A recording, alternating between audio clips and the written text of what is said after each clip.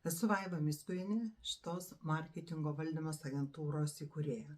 Ir šiame video noriu papasakoti, kaip vyksta bendradarbiavimas su mūsų marketingo specialistų komanda ir kaip atrodo tas mūsų populiarusis paslaugų paketas, kai jūs galite nuomotis visą marketingo skyrių. Tai pirmiausia, bendradarbiavimas prasideda nuo to, kad mes išsiaiškinam jūsų kaip potencialaus kliento lūkesčius ir yra sudaromas veiksmų planas, kurį mes rekomenduojame sudaryti 3 mėnesiam, nes iš patirties jau 3 mėnesiam mes galime pasidarę tam tikras analizės žinoti, kokių paslaugų marketingo jums gali reikėti.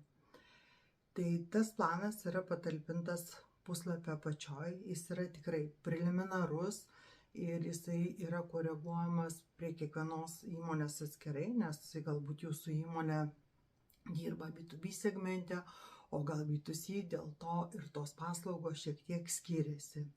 Bet principas yra labai panašus. Tai kaip ir minėjau, siūlome 3 mėnesiam sudarytą veiksmų planą. Kartais būna taip, kad tas planas irgi apsiverčia aukštyn kojom, kai pradedam dirbti, nes klientas pamiršo, kad tą ir aną turi, arba pamiršo pasakyti, kad kažko nori kito. Tai viskas yra gerai. Mes dirbame taip, kaip klientas nori ir tie darbai iš 3 mėnesio gali persikelti į 1 mėnesį, o iš 2 į 3 ir taip toliau. Bet čia principas labai yra panašus, tas pats, kas jūs samdytumėt marketingo specialistų komandą dirbti savo įmonės viduje. Tik skirtumas tas, kad mes dirbam nuotoliniu būdu ir, kaip sakau, nuomodami vieną specialistą, jūs gaunate visą komandą ir prie jūsų marketingo valdymo dirba 5, 6, o kartais net ir daugiau specialistų. Tai būna toks vienas pagrindinis marketingo projektų vadovas, kuris atsakingas yra už strategiją ir suvadybinimą visų tiek mūsų komandos, tiek jūsų komandos suvadybinimo komunikacijos prasme.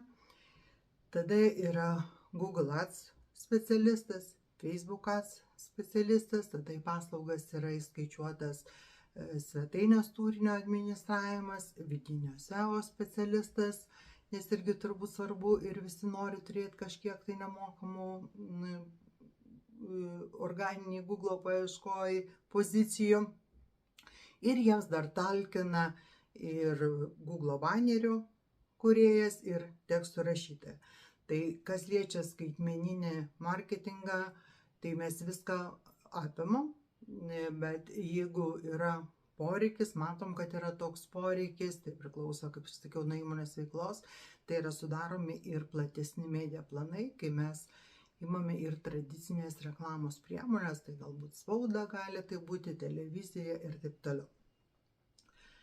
Tai jeigu dar turit klausimų, nes aprašymas apie mūsų bendradarbiavimą irgi yra po šituo video, tai jeigu dar neatsakiau čia į visus jums rūpimus klausimus, galite dar pasiskaityti tą mūsų aprašymą bendradarbiavimo prasme.